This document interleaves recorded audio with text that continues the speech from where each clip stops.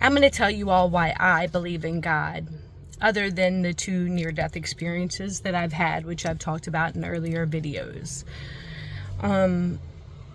Through my journey, again, throughout my lifetime, as I've shared in some of my earlier videos, where I've went through some really hard things, and always ended up on the other side. Again, I'm grateful for those, because I feel like God knew I was strong enough to get me through those so that I could help lead others that maybe aren't as strong.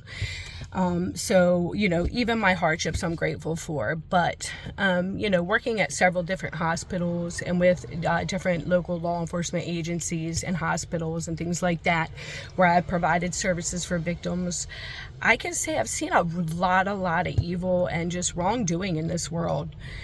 And, proof for me that there's a God is that, experiencing, some pretty horrific things myself, from multiple different people. And then, which I'm not saying, I don't want anybody to think of me as a victim, because I'm definitely a warrior and a badass.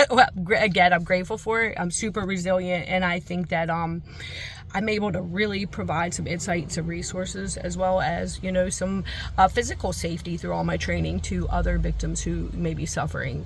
But again, is God, knowing that God always placed that in my heart to always let me know that I could get through anything.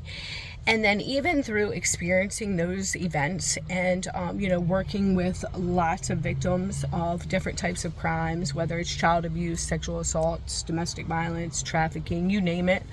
I've, again, even through all that, I have never lost my sense of wonder and hope and belief in the world, and just the trust and faith in mankind in general, and for people to choose to do what's right and to back one another and to love one another.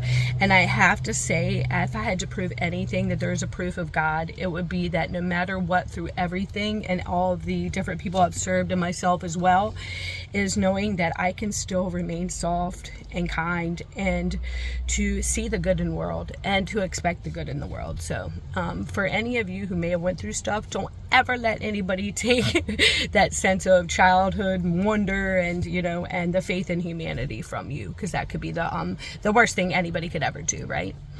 Anyway, so I'm going to end this with a little something from my nephew Garrett, which again, he is definitely an inspiration, or has been in my life. But I was always raised in kind of a roughneck hillbilly kind of home, and we were taught to not take no shit. 9 times out of 10 I let stuff roll off right off my shoulders, because it's not even worth my time, right?